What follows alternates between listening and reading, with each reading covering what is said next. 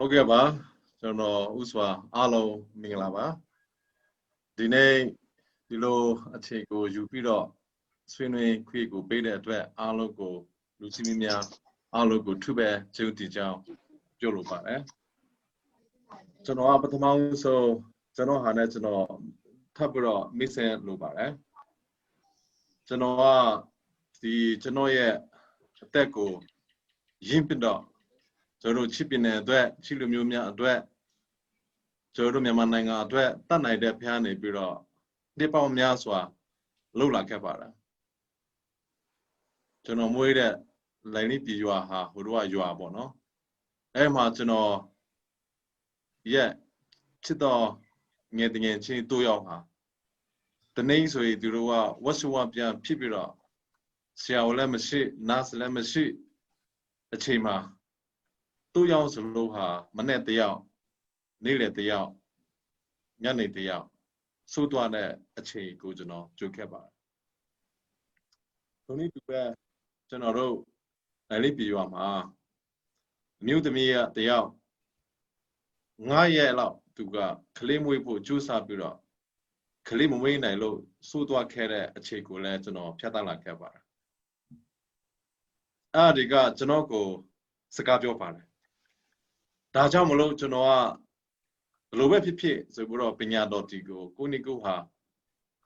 lại đi bây giờ này bữa đó yang cô thì cho nó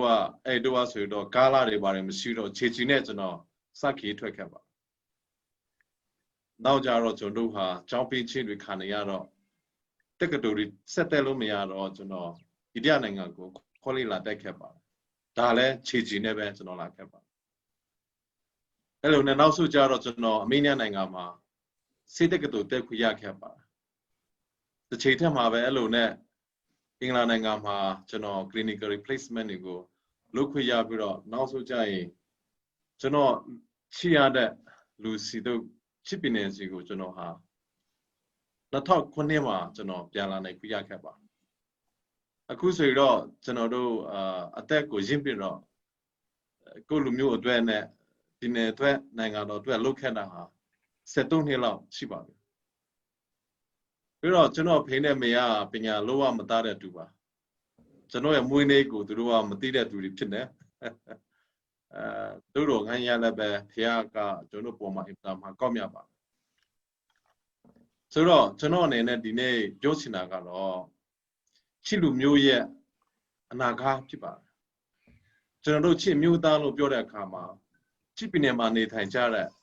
ကျွန်တော်တို့ချင်းလူမျိုးတွေကိုတခုမဟုတ်ပါဘူးရာကိုမှာနေထိုင်တော့ချစ်လူမျိုးများစကိုင်းတိုင်းမကွေးတိုင်းရခိုင်ပြည်နယ်နဲ့မြန်မာနိုင်ငံတာမကအိန္ဒိယနိုင်ငံမှာရှိတဲ့ချစ်လူမျိုးများဒယ်လီနဲ့ကျွန်တော်တို့အာရှတိုက်မှာရှိတဲ့ချစ်လူမျိုးများ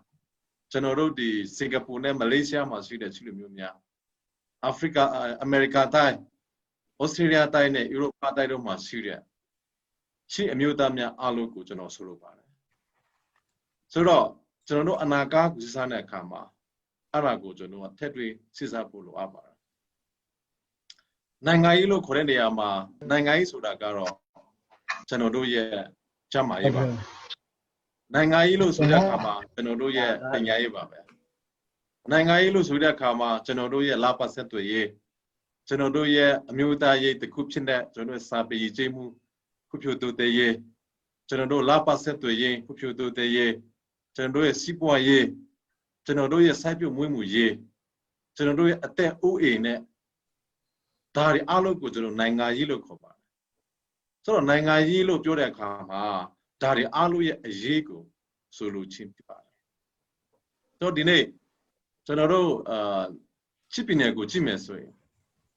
မြန်မာနိုင်ငံမှာအသားရှိဆိုလေဘယ်မှာရှိတယ်လဲချစ်ပြည်နယ်မှာရှိတယ်မြန်မာနိုင်ငံမှာ the cleanest air is in Chin State တောင်ပေါ်ကလေကတော့အထိုက်မဲ့ပဲဆိုတော့ဒါကိုကြည့်ချင်းအဖြစ်ကျွန်တော်ကိုမျိုးလေးချက်ပေးပါတကယ်လားဆိုတော့ကျွန်တော်ဒီခေတ်က COVID-19 ကာလလည်းဖြစ်နေတဲ့အတွက်ကြောင့် COVID-19 လို့ပြောတဲ့အခါမှာဒီယောဂပုတ်ကဘာလို့တလဲအောက်ဆီဂျင်ကိုဖြစ်စင်တယ်ခန္ဓာကိုယ်ထက်ကအောက်ဆီဂျင်ကိုဖြစ်စင်တယ်ဆိုတော့ကျွန်တော်တောင်ပေါ်မှာလေကောက်လေသား ventilator မလိုတဲ့လေကောက်လေသား ဆိုတော့တနည်းအားဖြင့်ပြောမယ်ဆိုရင်ချစ်ပြည်နယ်ဒီမြန်မာနိုင်ငံတစ်ခုလုံးကိုကြမ်းမာရေးပေးနိုင်တဲ့ပြည်နယ်ဖြစ်နိုင်တယ်လို့ချစ်ပြည်နယ်ဒီမြန်မာနိုင်ငံတာမကနိုင်ငံတကာကိုတောင်မှကြမ်းမာရေးဝါဆောင်မှုကိုပေးနိုင်တဲ့ပြည်နယ်ဖြစ်တာကိုကျွန်တော်စိတ်ကြည်မိပါတယ်နောက်ပါနဲ့ကျွန်တော်ကလေကောင်းလေသားတွေရှိပြီးတော့ကျွန်တော်ကအဲ့လေတွေဟာပါလဲဒီနေ့ဆိုရင်တော့ renewable energy ဖြစ်တဲ့ကျွန်တော်တို့ဒီ wind power တော်တော်ဒီ case ဆိုရင်တော့ဒါတော်တော်ရေးကြီးတဲ့ energy ဖြစ်ပါတယ်ဆိုတော့ချစ်ပြည်နယ်ဟာတကယ်တမ်းဆိုရင်တော့ wind power renewable energy ကိုထုတ်လုပ်နိုင်စွမ်းရှိတဲ့ပြည်နယ်ဖြစ်တာကိုကျွန်တော်တို့တွေ့ရဖို့လိုပါတယ်နောက်ပါနဲ့အချက်အနေနဲ့ချစ်ပြည်နယ်ဒီကျွန်တော်တို့ဟာရေတန်းချစ်ပြည်နယ်မှာတော့ရေတန်းတာမရှိဘူးမြန်မာနိုင်ငံစင်ကာပူနိုင်ငံကိုကြည့်မယ်ဆိုရင်ကျွန်တော်တို့ကဩစတြေးလျဒီမလေးရှားနိုင်ငံကနေပြီးတော့ရေတွက်ခန့်တယ်မလေးရှားနိုင်ငံကရေကိုဝင်တယ်တရားပြောမယ်ချစ်ပြည်နယ်ဒီမြန်မာနိုင်ငံတာမကအိန္ဒိယနိုင်ငံတို့ဘင်္ဂလားဒေ့ရှ်နိုင်ငံတို့လိုမြေပြဒေသဖြစ်တဲ့ရေတန်းမရှိတဲ့နေရာကိုရေရောက်ပိတ်တဲ့ပြည်နယ်ဖြစ်ရမယ်အဲ့နောက်ပါတစ်ချက်နောက်ပါတော့ချက်ကအဲ့ဒီရေတွေကိုအသုံးပြုပြီးတော့တို့ချစ်ပြည်နယ်မှာဘွေနူးချောင်းလမ်ရိုချောင်းမဏိပူရီချောင်းကြီးကြီးတွေရှိတယ်အဲ့နေရာမှာရဟန်းစီကလေမီဂါဝတ်တောင်းနဲ့ချီပြီးတော့ရှိတယ်မြန်မာနိုင်ငံမှာအခုဒီနေ့အထိဒီလက်စစ်ဆွေးတူနေတာကိုကြည့်မယ်ဆိုရင်တောင်းမပြီးသေးဘူးမီဂါဝတ်နဲ့တွဲမယ်ဆိုတော့ကျွန်တော်ချစ်ပြည်နယ်ဟာ energy ကိုထိုးလို့ရောက်ချနိုင်တဲ့ပြည်နယ်ဖြစ်တာကိုကျွန်တော်လက်ခံဖို့လိုတယ်ချစ်ပြည်နယ်ဒီ energy ကိုထိုးလို့ရောက်ချနိုင်တဲ့ပြည်နယ်ဖြစ်မြန်မာနိုင်ငံသားမကားဘူးကျွန်တော်ကဘင်္ဂလားဒေ့ရှ်ကိုလည်းရောက်ရမယ်ကျွန်တော်တို့ဒီအိန္ဒိယနိုင်ငံကိုလည်းရောက်ရမယ်ဆိုတော့နောက်တစ်ခုကတော့ချစ်ပြည်နယ်ဟာအင်းနီနာချင်းတွေကဘာမှာတကက်စီးပွားရေးလောကမှာတာတရားအကြီးဆုံးဖြစ်လာမဲ့အိန္ဒိယနိုင်ငံနဲ့နယ်နိမိတ်ကြီးစနေတယ်ဒါချီလေးမျိုးကိုကြည့်ပါဒါချီလေးမျိုးနဲ့ကျွန်တော်တို့ဒီတိတိမျိုးကနှိုင်းလို့မရဘာလို့လဲဒါချီလေးမျိုးလဲနယ်စားမျိုးပဲလေတိတိမျိုးလဲနယ်စားမျိုးပဲဘာဖြစ်လို့တိတိမျိုးကြတော့အဲ့လိုဖြစ်ပြီးတော့ဒါချီလေးမျိုးကြတော့အဲ့လောက်တိုးတက်တယ်လေဆိုတော့လက်မခါရဘူးလောက်ရတော့ဒါကဘာခေါ်လဲနိုင်ငံတကာနဲ့ကူတွင်နိုင်တဲ့ပြည်နယ်ဖြစ်အောင်ဆိုတော့ကျွန်တော်တို့ချင်းပြည်နယ်ဟာ international border train လို့ခေါ်တဲ့အပြည်ပြည်ဆိုင်ရာနဲ့တကက် economic ကိုလိုအပ်မဲ့ပြည်နယ်ကြီးဖြစ်လာတနည်းပြောမယ်ဆိုရင်ချင်းပြည်နယ်ဒီ industrial state ထိုးလို့တဲ့ industrial state ဆိုတာကတော့ခုထိုးလို့တဲ့ပြည်နယ်စက်မှုပြည်နယ်ဖြစ်လာချစ်ပြည်နယ်ဒီစက်မှုပြည်နယ်ဖြစ်ရမည်ဆိုတာကိုကျွန်တော်ချင်းပြည်သူပြည်သားတွေလက်ခံဖို့လိုတယ်ဥပမာအိန္ဒိယနိုင်ငံမှာကားထုတ်လုပ်တယ်ကွာမော်တော်ဆိုင်ကယ်တွေထုတ်လုပ်တယ်အိန္ဒိယနိုင်ငံမှာရှိတဲ့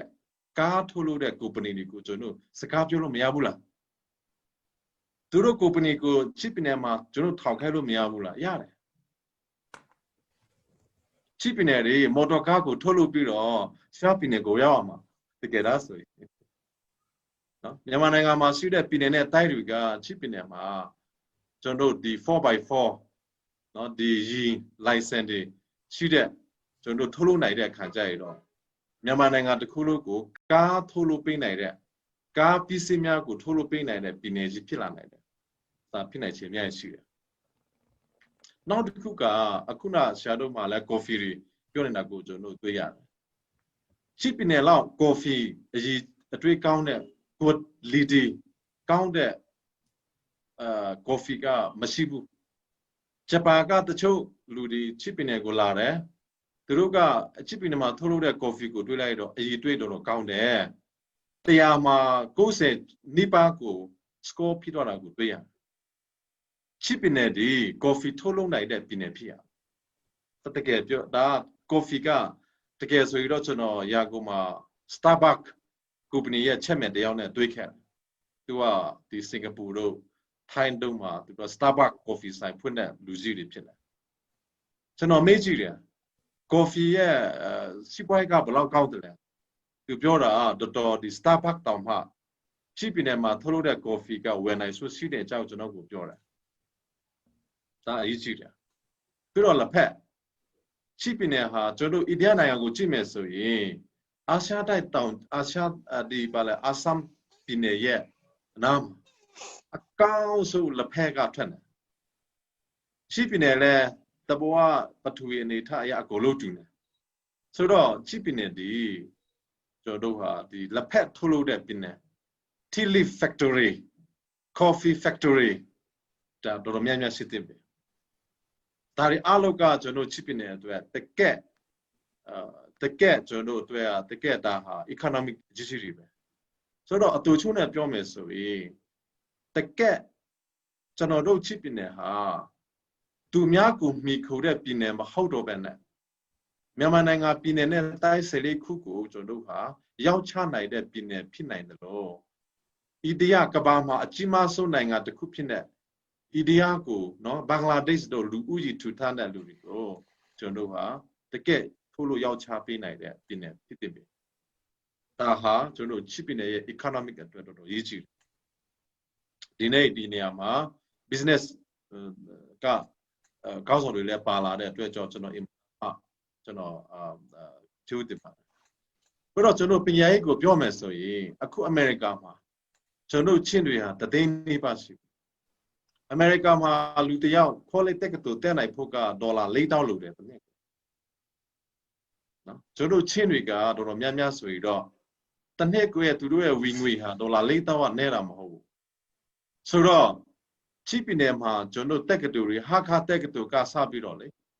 မြို့နယ်တိုင်းမှာခေါ်လိုက်တက်ကတူဖွင့်ပြီးတော့ကျွန်တော်ဟာပညာရေးကိုရောက်ရတော့မှာနံပါတ်1ကအခုကျွန်တော်အမေရိကမှာရှိတဲ့ကျွန်တော်ချင်းတွေကိုချိပင်နယ်မှာပညာလာတည်ခိုင်းရတော့မှာဒေါ်လာ$4,000ပေးချင်မလို့ဘူးဘာပေးရမဒေါ်လာ$4,000ဒေါ်လာ$1,000နဲ့กว่าသူတို့တဲလို့ရတယ်အဲ့ဒေါ်လာ$1,000ကချိပီတူလူထုမှာပြရောက်တယ်ဒါလည်းစီးပွားရေးကြီးပဲတစ်ချက်ကို10ချက်ပြပေါ့သူတို့တွဲလဲကောင်းတယ်ကျွန်တော်တွဲလဲကောင်းတယ်သူတို့ဟာလည်းအမေရိကမှာနေတော့ကျွန်တော်တို့ချင်းဘာသာစကားတွေချင်းရဲ့စာပေဒလိထုဆိုင်တွေမင်းသွားနိုင်တယ်သူတို့ကချိပီနယ်မှာခိုးလေးလာတဲ့ချင်းအဖြစ်ချင်းစကားကိုရမယ်ချီရီတောင်းမယ်ချီလေးရှိမယ်ဆိုရင်သူတို့ဘယ်တော့မှမိတ်မှာမဟုတ်တော့အဲ့ဒါကျွန်တော်နေပြူဟာကြလုပ်ဖို့လို့ထိုနည်းတူပဲကျွန်တော်အမေရိကတက္ကသိုလ်တို့အင်္ဂလန်နိုင်ငံကတက္ကသိုလ်တို့ကျွန်တော်တို့များများတွားခဲ့ပြီဩစတြေးလျနိုင်ငံတက္ကသိုလ်တွေ college တွေကျွန်တော်တွားခဲ့ပြီသူတို့အားလုံးကချိပီနယ်မှာပေါ်လာမဲ့တက္ကသိုလ် college တွေနဲ့ affiliated လုပ်နိုင်မဲ့ college တွေကျွန်တော်အများကြီးတွေ့တယ်ချိပီနယ်မှာရတဲ့ဘွဲဟာနိုင်ငံတကာမှာရတဲ့ဘွဲနဲ့တူသွားတော့ affiliated လုပ်လိုက်ပြီဆိုလိုအပ်ရင်တော့ကျွန်တော် Oxford က professor တောင်မှငှားလို့ရတယ်လိုအပ်ရင်တော့ကျွန်တော် Harvard တက္ကသိုလ်က professor တောင်မှလိုအပ်ခဲ့ငှားလို့ရတယ်ဘာလို့လဲဆိုတော့ကျွန်တော်မှာဝင်ငွေရှိလာဆိုတော့ကျွန်တော်တို့ဒါဟာပညာရေးပိုင်းပေါ့ဘာလို့ကျွန်တော်ဂျမိုင်းနဲ့ပတ်သက်လာရင်ဘာဖြစ်လို့ကျွန်တော်ချင်းတွေကတောင်ပေါ်ကနေပြီးတော့ဘိုက်စာမရှိတဲ့ကြားထဲကနေပြီးတော့မေပြကိုလာပြီးတော့ကျွန်တော်ဆေးလာကူနေရတယ်လေဒါတွေကတော့ကျွန်တော်မဖြစ်တင်တော့ပါဘူးမြို့နယ်တိုင်းမှာဆေးရုံတွေအားလုံးကို upgrade လုပ်ဖို့လိုလာအခုကဘာမှာကျွန်တော်ပတ်ပြီးတော့ကြီးတဲ့အခါမှာကျွန်တော်ဒီအမေရိကန်တို့အင်္ဂလန်တို့သူတို့တဲ့နိုင်ငံတွေမှာဆရာဝန်ကြီးတွေဆရာဝန်မကြီးကျွန်တော်တွေ့တယ်သူတို့မှလည်းအသက်60မှာပဲဆက်ယူသွားတယ်တကယ်ကျွတ်ချင်သူတွေကျွန်တော်ချင်းတောင်မှာအလုပ်လာလုပ်နိုင်မဲ့လို့တွေအများကြီးရှိတယ်အများကြီးရှိတယ်သူတို့အားလုံးကိုလည်းကျွန်တော်တို့အချိန်မရောက်ခင်မှာအတိုင်းအတာတစ်ခုထိတော့သူတို့ကိုကျွန်တော်ကဆွဲယူရမှာပြီးတော့ကျွန်တော်နောက်ဆုံးဖြစ်နေတဲ့နောက်ဆုံးပေါ်ဂျမိုင်းမှာဖြစ်နေတဲ့ ultrasound ကအခုဆိုတော့ mobile phone မှာရတယ် ultrasound က mobile phone မှာရိုက်လို့ရတယ်အဲ့ဒါကအမေရိကန်စိတ်တက္ကသိုလ်တစ်ခုဖြစ်တဲ့ corner စိတ်တက္ကသိုလ်နဲ့ကျွန်တော်ဆွေးနွေးနေတယ်ဆိုတာကတော့ချိပီနယ်တစ်ခုလုံးမှာကျွန်တော်ဟာရွာတိုင်းမှာ ultrasound ကိုရိုက်လို့ရအောင်အဲ့ဒါ mobile health လို့ခေါ်တယ်ထိုနည်းတူပဲကျွန်တော်ဟာ telehealth လို့ခေါ်တဲ့ကျွန်တော်ချိပီနယ်လိုဝေးလာခေါင်ဖျားတဲ့ဒေသမှာ Your time telehealth unique tapiro tasipiro. Any new name has seen a siawurigani piro. Your time has seen a lunarineko telehealth system for 2 people set with pinaro. Well, now the cook out the kick out drones, lumele case with all. Sit down that the kuta luma. Kakweseri barika luam dearo. Lumele pinet drone that they had on. And drone the got Beniam so, Bayam so, then I see that drones the pinet. So not to know her, Tari Alugo, Tetusi Sapo Lulabi. Well, I never that without the cook out or Jonuha. A diga pineda garo, Tari Alo, deliver, Luna Puka, Asuyaka Yijin. Asuyaka Dari Luna de Asuya people load. So now to know the Natal ship possible check out break, Chidia Kama. Sanorogo, Bine Asuyariga, Dari Lupa Queen Mashida, Tuyama. A coach do Lame, Yuga Puma, Nuibala, Sienema, Yamananga, P2P Dari, Aloga, Yuga Puego, Twachame, Woody, the Pecharo Mapipa. Daddy, parliamentary election, look for Mele, indirect Garo, presidential election, Chinago, General Chippy, the Bidari, Alo people, Lubalime. Yabome, Daddy, parliamentary election, Chito Yalebe, Daddy, presidential election. American and Nature. America or Lutuka, Tamaraku, Jude. Yamananga Maro Lutuka, Pitasu Fatoku, Juipido, Pitasu Fatoka, Tamaraku, Jude. Anayapa, the Catamaraku, Jude. Yamananga Ma, Tamadaya Lupa, Quidro, Chile. Pitasu Fatoka, Juicout in hell, Anayapa, the Ga, Juicout in hell that Tamadadi. Pitasu Soyago, Pende. The Cheta Mabe to Tamadadi, Pine Soyago Pende, Die Soyago Pende. Tajamolo Jodo Chindigo Chide Kama, Chipinendi, Jodo Nesaku Duelo Polure, Chipinema economy zuni Crepolure, Chipinema Kuna, Jono Chama ye, Pena ye, Sapu ye, a coloa Jonoha, Pupuelo Pioda Kama, Lesina Padlo, Pupuelo Pioda Kama, Cola, Jila.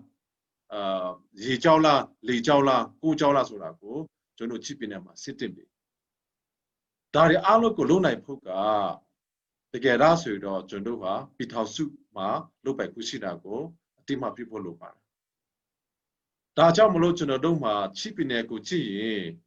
Pitauzuma, Lodo Ama, Pinai Med, Ludi, Neaga, Nasetive Syria, a name of Nasetive Syria. Taintari Guchimesui, dog, Kachin, Ching, Kaji Murakain Chaku Chimesui, Nea Susupaka, Nea Vesilia, Neaga Nea Vesilia. Chanodo, Taidi Dagu Chimesui, Neaga, Nea, Sister Dosilia. Neaga, Nea Sister Dosilia. Susupala ye, Taine Data, Nea, Flood of Pitosula Doma, Lea, Sister Dosilia. Taitaga Nea, Pimariga, Nea Siseto, Lea ne Siseto Besilia. Era Mashapi no that the Tunia, Taiwa Pidania, Sengania, Lopjaquani, and Dweja, Alupin. Together, so do Lea ne Siseko Piana. Era Matamro Piani Budo, they are Chelsea Chaco, Paulania Kama. Tamro Peka, they are Chelsea Chaco, Paulania Kama. Fedorga, together, sweet. Chowane, Lise Lipita. Chowane, Lise Lima, Chinriga, Nesette Besilia. And I go to know a dobu diame. That how much you know a doma puta in door. To know how realistic people are low, strategy, people are low. A kuka, not how she possible chica open the ya. The dog kama, Daida bin Daida Bandiriga. A soya mapena out, Pitane. Dagujonole, the Wobapo, Lubalime. Below Nemagua, Natal, see Possibuchica over the year. Daida Baduriga. Bitausu Suyago, ပြည်ထောင်စုလွှတ်တော်ကိုကျွန်တော်တို့ကဘယ်တော့မှအနိုင်ယူနိုင်မှာမဟုတ်ဘူးဒါကတော့လုံးဝကိုဖြစ်နိုင်တဲ့ဥစ္စာဖြစ်နေတယ်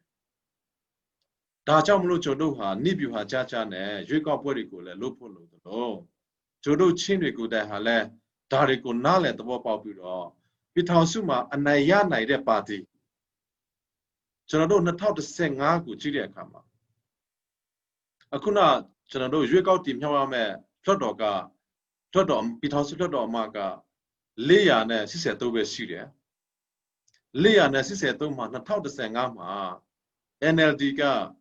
390အနိုင်ရသွားတယ်390တော့ရခိုင်နှုန်းနဲ့တွဲတဲ့အခါမှာစုစုပေါင်းကကျွန်တော်က86ရခိုင်နှုန်းရသွားပါတယ်86ရခိုင်နှုန်းရသွားပါသူတို့ဒုတိယကUSDP ဖြစ်ပြီးတော့သူတို့က41ပဲရတယ်390နဲ့41ကြားတဲ့51ကတချို့ပါတီတွေကရတယ်ဆိုတော့ကျွန်တော်တို့ဒါကိုကြည့်လိုက်တဲ့အခါမှာဒါတကူလဲကျွန်တော်တို့ဟာဘာဖြစ်နေတယ်လဲဆိုတာကိုအကိုလို့ဒီလိုကြည့်ဖို့လိုပါလိမ့်မယ်ကျွန်တော်တို့မခါချီတော့စီတွေနဲ့နိုင်ငံကိုလုံနေလဲဒါဟာဘာမှရနိုင်တဲ့အနေအထားမရှိဒါကြောင့်မလို့အမှားတကယ်ဖြစ်နေတဲ့အဖြစ်ပြပေါ်ကိုအခြေခံပြီးတော့ကျွန်တော်ချင်းတွေဟာလည်းနိုင်ငံမှာလှုပ်ရှားတည်တယ်အဲ့တော့တခုကတော့ဘာရှိတယ်လဲဆိုရင်ကျွန်တော်တို့ပြည်နယ်လွှတ်တော်တွေကျွန်တော်တို့တိုင်းလွှတ်တော်တွေကိုကြည့်တဲ့အခါမြန်မာနိုင်ငံမှာ14ခုရှိတယ်ပြည်နယ်9ခုတိုင်း9ခုပေါ့အဲ့ဒီမှာလွှတ်တော်အမတွေနေရာက400နဲ့89ပဲရှိ400နဲ့25ရာခိုင်နှုန်းယူတော့220ပြည်နယ်နဲ့တိုင်းမှာတမ်တော်သားတွေရှိတယ်လွှတ်တော်မှာဆိုတော့ကျွန်တော်ရွေးကောက်တင်မြှောက်မှာကပြည်နယ်မှာဆိုရင်659ပဲရှိတယ်659မှာမနှစ်ကကျွန်တော်ကြည့်တဲ့အခါမှာတကက်ပြည်နယ်နဲ့တိုင်းဒေသမှာပြည်နယ်လွှတ်တော်နဲ့တိုင်းလွှတ်တော်တွေမှာအနိုင်ရတာက NLD က495ရတယ်495ရပြီးတော့ USDP ကစုစုပေါင်းတွဲတဲ့အခါမှာ80ရှိပဲရတယ်495နဲ့88တခြားပါတီတွေက80ရှိရတယ်စုစုပေါင်းလိုက်600နဲ့59နေရာဖြစ်တယ်အဲ့ဒါပြည်နယ်နဲ့တိုင်းတွေဒါကိုကျွန်တော်ကြည့်ချင်အဖြစ်မနှစ်က2015ဘုတို့ကရွေးကောက်ပွဲမှာ NLD ဖက်ကနေပြီးတော့1151သူတို့ကအမားလောက်တွေကိုသူတို့ကlist လုပ်တယ်အဲ့ဒါမှာ USDP က1151 NLD က52 1152အဲ့နေရာမှာကျွန်တော် UDP ကိုကြည့်တဲ့အခါမှာ UDP က41ဆိုတော့1152မှာ NLD ကပြည်နယ်နဲ့တိုင်းနဲ့ပြည်ထောင်စုနဲ့အကိုလို့ခြုံပြီးတော့ပေါင်းတဲ့အခါမှာ400နဲ့85ရတယ်400နဲ့85နေရာရတယ်အဲ့တော့ကျွန်တော်တို့ဒီUSDP ကစုစုပေါင်းတဲ့အခါမှာ130လောက်ပဲရ130 485နဲ့130 UDP က0 41ကိုပြိုင်ပြီးတော့0ဖြစ်ပါတယ်တခုမှမရဘူးကျွန်တော်တို့ဒီ2020ကိုကြည့်မယ်ဆိုရင် NLD က1142နေရာမှာပြိုင်မယ်1143နေရာမှာပြိုင်မယ်ပြည်နယ်တိုင်းပြည်ထောင်စုပေါ့ UDP ကဒုတိယမှာလာတယ် UDP က1143မှာလဲတူလဲပြိုင်မယ်အဲ့မှာ USDP ကနည်းနည်းကျသွားတာကတော့1129နေရာမှာတူပြိုင်မှာဖြစ်ပါတယ်ဆိုတော့ကျွန်တော်2025ကိုလည်းကြည့်ဖို့လို့သလိုအခု2020ကိုလည်းတေချာစစ်စားဖို့လို့ဟုတ်ပြီအခုကျွန်တော်ပြောနေတာကဘာလဲဆိုတော့ကျွန်တော်တို့ဒီတမဒါကအရေးကြီးတဲ့နေရာကိုကျွန်တော်ကအားလုံးနားလည်ဖို့လို့အဲ့ဒီပြည်ထောင်စုလွှတ်တော်တို့ဟာဘာဖြစ်လို့ရွေးရတယ်လဲဆိုရင်ပြည်ထောင်စုလွှတ်တော်ရဲ့အရေးကြီးဆုံးသောအလုံးငါးတစ်ခုကတမဒါရွေးဖို့ပဲတမဒါရွေးပြီးဆိုရင်တော့ပြည်ထောင်စုလွှတ်တော်လို့တာတိတ်မရှိတော့ဘူးတကယ်တော့ဆိုရင်တော့တမဒါစီကိုပဲတမဒါကပဲ ပြည်ထောင်စုအစိုးရကိုဖွဲ့ပြီးတော့သမ္မတကပဲပြည်နယ်အစိုးရနဲ့တိုင်းအစိုးရကိုဖွဲ့တယ်ပြည်နယ်အစိုးရနဲ့တိုင်းအစိုးရနဲ့ပြည်ထောင်စုအစိုးရနဲ့သမ္မတတစ်နှစ်အားလုံးကသမ္မတကိုပဲ report ပေးတယ် they are accountable to president သမ္မတကပြည်ထောင်စုလွှတ်တော်ကို accountable ဖြစ်တယ်တာဝန်ခံတယ်တာဝန်ယူမှုကပြည်ထောင်စုလွှတ်တော်ဖြစ်တယ်ဆိုတော့အဲ့ဒါမှာအကြီးမားဆုံးတစ်ခုကိုကျွန်တော်နားလည်ဖို့လိုတယ်2008ဖွဲ့စည်းပုံအခြေခံဥပဒေကိုကြည့်မယ်ဆိုရင်ပုံမှန်202မှာတကယ်ကြီးကြီးမားမားဖော်ပြထားတာတစ်ခုရှိတယ်နိုင်ငံတော်သမ္မတဒီပြည်ထောင်စုအစိုးရပြည်နယ်အစိုးရဗဟိုအစိုးရနော်တိုင်းအစိုးရလိုအပ်ရင်ဌာနများကိုလိုအပ်ဝကြီးများကိုလိုအပ်ရင်ချောချနိုင်တယ်လို့လိုအပ်ရင်လိုအပ်တယ်လို့တုတ်ချက်နိုင်တယ်ဆိုတာရှိတယ်တကယ်ကြီးမားတဲ့အာဏာဖြစ်နေအဲ့ဒီပုံမှန်202ကိုပဲအသုံးပြုပြီးတော့နိုင်ငံတော်အတိုင်ပင်ခံဝကြီးဌာနကိုပြည်ထောင်စုအစစ်ဝကြီးဌာနတစ်ခုအဖြစ်နဲ့အတိတ်တုတ်ချက်သွားတာဖြစ်နေ2008ဖွဲ့စည်းပုံမှာနိုင်ငံတော်အတိုင်ပင်ခံဝကြီးဌာနဆိုတာရှိမှာမဟုတ်ဘူးအခုလောလောဆယ်ကသမ္မတအောက်မှာပြည်ထောင်စုအစိုးရမှာဝကြီးဌာနပေါက်က24ရှိတယ်ဟုတ်တယ်24ရှိတယ်24မှာအခုတပ်ဖက်ကနေပြီးတော့နေဆိုင်ရပြီးတော့ကာကွယ်ရေးနဲ့ပြည်ထရေးတခုကိုကင်ပြီးတော့ကြာ21ကတော့အခုရွေးကောက်တင်မြှောက်တဲ့ပါတီကပဲကင်မှာဖြစ်တယ်ဆိုတော့ကျွန်တော်ပြောချင်တာကချိပီနယ်မှာလဲကျွန်တော်တို့တကယ်အလုပ်ကိုလုပ်ချင်နေဆိုရင်သမ္မတရဲ့အာဏာကိုတူပြီးတော့ချိပီနယ်မှာဝကြီးဌာနကိုလုံအပ်ရင်လုံအပ်တယ်လို့တိုးချက်နိုင်ခွင့်ရှိတယ်ကျွန်တော်တို့ချိပီနယ်ဟာအစည်းအဆုပ်ပီနယ်ဖြစ်တဲ့အတွက်ကြောင့်ကျွန်တော်တို့အစည်းအဆုပ်ပီနယ်ကနေပြီးတော့ဒီချိပွားရေးတွေကိုလုပ်ဖို့ရည်ကြည်တယ်ကျွန်တော်ဆွေးရင်ထုတ်လုပ်ချင်တယ် energy ကိုထုတ်လုပ်ပြီးတော့ရောင်းချင်တယ်ကျွန်တော်ပညာရေးကိုထုတ်လုပ်ချင်တယ်ကျန်းမာရေးကိုထုတ်လုပ်ချင်တယ်နေစားကိုတွေကိုထုတ်လုပ်ချင်တယ်တခုကျွန်တော်မေ့သွားတာကတော့ချိပီနယ်မှာနောက်သားလောက်ကောင်းတဲ့ပြည်နယ်တခြားမရှိဘူးချိပီနယ်ဒီကျွန်တော်တို့ရဲ့ brand ဒီနောက်သားဘူးပေါ့နော်နောက်သားဘူးကိုတော့မှ factory Mighton Meat Factory ဒီကိုထုတ်လုပ်ပြီးတော့နိုင်ငံတကာကိုရောက်နေတဲ့ပြည်နယ်ဖြစ်ရဒါဒီအားလုံးကိုကျွန်တော်ရွေးကောက်ထားတဲ့နိုင်ငံတော်သမ္မတကိုသွားပြောလိုက်မယ်ဆိုရင်ဘာဖြစ်လို့မလုပ်ချင်ပါလဲမလုပ်ချင်မဲ့အကြောင်းမရှိဘူးလေကျွန်တော်ကနှစ်ပေါင်း73နှစ်ချိပီနယ်အတွက်ချစ်မျိုးသားများအတွက်ချစ်မျိုးသားများလို့ပြောတဲ့အခါမှာအမေရိကန်မှာရှိတဲ့ချစ်မျိုးသားဥရောပနဲ့ဩစတြေးလျနဲ့ဘင်္ဂလားဒေ့ရှ်မှာရှိတဲ့ကျွန်တော်ချစ်မျိုးသားဘွန်ဒီနော်ချစ်ကောက်ထရမှာရှိတယ်မီဇိုရမ်မှာရှိတဲ့ချစ်မျိုးသားများကျွန်တော်ဒီအာရှတိုင်းမှာရှိတဲ့ချစ်မျိုးသားများပေါ့နော်ချစ်တဲ့တခုတည်းကိုကျွန်တော်ဆိုတာမဟုတ်ပါဘူးရာကိုမှာရှိတဲ့ချစ်မျိုးသားများ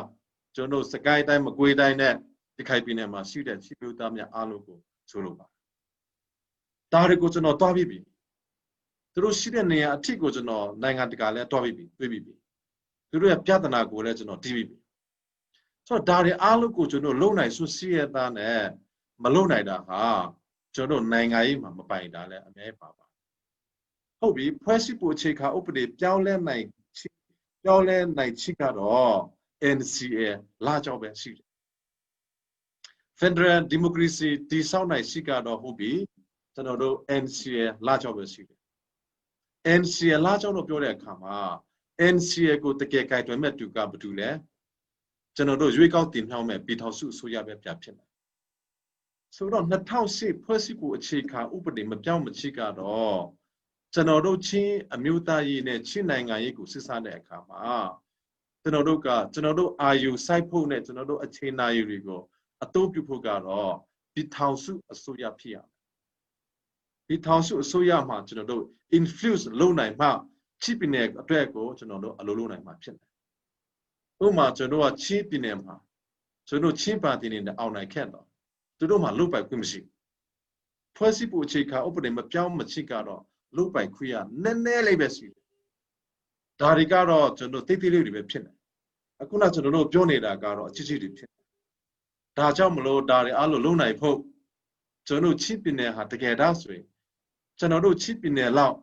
renewable energy wind power hydro power ကိုတကယ်ထိုးလို့နိုင်မဲ့ပြည်နယ်တခြားပြည်နယ်မြန်မာနိုင်ငံမှာဘာပြည်နယ်ရှိလို့လဲရှိပြောပါချစ်ပြည်နယ်လောက်လက်ဖက်ထိုးလို့နိုင်မဲ့ပြည်နယ်ကော်ဖီထိုးလို့နိုင်မဲ့ပြည်နယ်ဒါမကပဲနဲ့ပါတီကအစချစ်ပြည်နယ်မှာလူမဆိုင်တဲ့ဖျားဖာဆင်းထားတဲ့တိတိဝလာတွေအများကြီးရှိတယ်ဒါတွေကျွန်တော်တို့ juice အဖြစ်နဲ့မထုတ်နိုင်ဘူးလား Can we not make juice factory based on non-foreign timber products ဟုတ်ကဲ့ဖြစ်နိုင်တယ်ကျွန်တော်တို့ချင်းတောင်ကစစ်စစ်တဲ့ရင်းတွေဟာမြန်မာနိုင်ငံမှာအတန်းစစ်ဆိုရင်းတွေဖြစ်နေဒါတွေကိုကျွန်တော်စကိုင်းတိုင်းကိုတောက်ခတ်ရမယ်မကွေးတိုင်းကိုတောက်ခတ်ရမယ်မေပြားလူတွေအကိုလုံးကကျွန်တော်ချီကိုတောက်ရမှာတကယ်ဟုတ်လေအဲ့ဒါဖြစ်နိုင်ချေရှိတယ်ဒါအများကြီးဖြစ်နိုင်ချေရှိတယ်နောက်ဆုံးအနေနဲ့ကတော့ကျွန်တော်တို့အိန္ဒိယအစိုးရရဲ့ Galatam project လို့ခေါ်တယ်ကလကတာနေပြီးတော့စစ်တွေကိုလာမယ်ဒီပေါ်ချင်းနဲ့စစ်တွေကနေပြီးတော့ကလတာမိပေါ်ပလဲဝတက်မယ်ပလဲဝကနေပြီးတော့မီဇိုရမ်ကိုဝင်ပြီးတော့သူတို့ဒီအိန္ဒိယနိုင်ငံရဲ့အစိမ်းမြောက်ပြည်နယ်ခုနှစ်ခုကိုသူတို့က supply လုပ်ချင်တယ်အဲ့ဒါဟာလည်းတကယ်တော့ဆိုတော့တကယ်အဲ့ဒီမှာရှိတဲ့ငွေကြီးကြေးပမာဏကရည်တွက်လို့မရအဲ့ဒါချစ်ပြည်နယ်ကိုဖျက်လာမှာအဲ့ဒါမှလည်းကျွန်တော်တို့ကတကယ်တော့ဆိုရင်အိန္ဒိယနိုင်ငံနဲ့တရုတ်နိုင်ငံအကြားမှာတကယ်ရှိပွားရေးလုံးမဲ့ပြည်နယ်ကမြန်မာနိုင်ငံမှာရှိပြည်နယ်ပဲကျွန်တော်တို့ကဥနှောင်းကိုအတူပြုဖို့လိုပါတယ် we have to have a strategy we have to have a vision ကျွန်တော်တို့မှာ vision ရှိဖို့လိုတယ် strategy ရှိဖို့လိုတယ်နိုင်ငံကြီးကိုလုပ်မယ်ဆိုရင်လည်းမခံနိုင်တော့စိတ်နဲ့လုပ်တာကတော့ပြီးသွားပြီဒါကတော့မနှင်းရဥစ္စာဖြစ်တယ်ကျွန်တော်တို့ကအနာဂတ်ကိုကြည့်ပြီးတော့ဘယ်နေရာမှာပါရင်ချစ်ပြည်နယ်အတွက်အတိတ်ပဲရှိတယ်လေဆိုတာကိုကြည့်ပြီးတော့အဲ့နေရာမှာကျွန်တော်ပါဖို့လို့ခုလောလောဆယ်ကတော့ပြည်ထောင်စုအစိုးရပဲဖြစ်နေပြည်နယ်အစိုးရကတော့ပြည်ထောင်စုအစိုးရကဖွဲ့နေအစိုးရပဲဖြစ်နေတမရကဖွဲ့နေအစိုးရပဲဖြစ်နေဒါကြောင့်မလို့ကျွန်တော်တို့ဟာတမရကိုရွေးကောက်တင်မြှောက်မဲ့လူတွေဖြစ်ဖို့လိုတယ်နိုင်ငံတော်တမရကိုရွေးကောက်တင်မြှောက်တဲ့လူတွေဖြစ်မှကျွန်တော်တို့ကအဲ့ဒီတမဒါကို influence လုပ်နိုင်မယ်ဒါမှမဟုတ်ကျွန်တော် opposition မှာပဲမြတ်တမ်းနေရင်ကျွန်တော်တို့ကရစရာမရှိဘူးမြန်မာနိုင်ငံဟာလည်းတကယ် Federal Democracy ကိုမရသေးတဲ့နိုင်ငံဖြစ်တဲ့အတွက်ကြောင့်အခု2008ဖွဲ့စည်းပုံအခြေခံဥပဒေတွင်မပြောင်းမလဲနိုင်မချင်းကျွန်တော်အားလုံးဒီ strategy ရှိနဲ့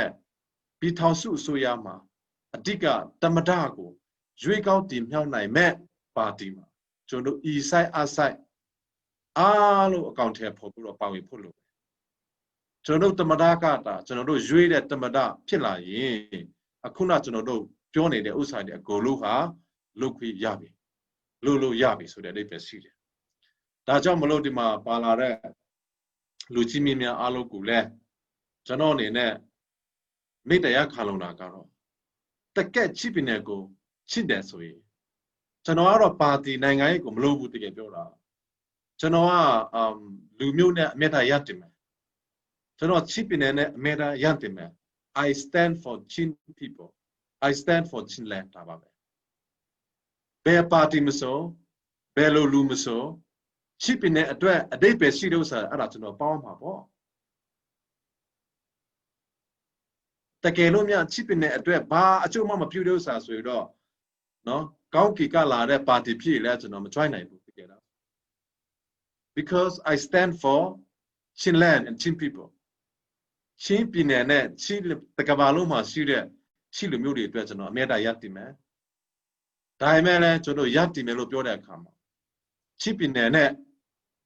ချင်းအမျိုးသားများအားလုံးအတွက်တကဘာလုံးမှာရှိတဲ့ချင်းမျိုးသားများအားလုံးအတွက်အလိုလိုပေးနိုင်တဲ့တကယ်လုံးနိုင်တဲ့နေရာမှာကျွန်တော်ရည်တည်ဖို့လိုပါတယ်နေရာမှာဖို့လိုသလိုအခြေမှာဖို့လည်းလိုပါတယ်အခုချိန်မှာဆိုရင်အခုနလုံနိုင်တဲ့နေရာမှာကျွန်တော်အားလုံးပါဝင်ဖို့အရေးကြီးပါတယ်ဆိုတာကိုကျွန်တော်အားလုံးဆွေးနွေးလိုပါတယ်